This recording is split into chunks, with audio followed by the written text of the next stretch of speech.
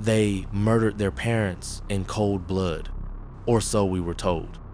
But 35 years later, the world is asking a different question. Were Lyle and Erik Menéndez victims before they were killers? And now, after a shocking courtroom twist in 2025, they might walk free. This isn't just another crime story. This could change everything you thought you knew. Let's unravel the story from brutal murder to possible redemption and why this case still haunts America. It was the summer of 1989, Beverly Hills. Jose and Kitty Menendez, wealthy, powerful, seemingly untouchable, were gunned down in their own home.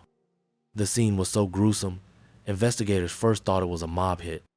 But just months later, the finger pointed toward their sons, 21-year-old Lyle and 18-year-old Erik. The brothers confessed, but their story wasn't just murder, it was survival. In 1996, after a trial watched by millions, the Menendez brothers were convicted of first-degree murder and sentenced to life without parole. The defense argued years of horrific sexual and emotional abuse by their father, Jose. But prosecutors called it greed. And the public divided. The boys became men behind bars until the story took a dramatic turn decades later. In 2023, a former member of the boy band Menudo Roy Rosselló came forward, claiming Jose Menendez abused him too. Combined with a rediscovered letter Erik wrote in 1988, pleading for help, the case was reopened.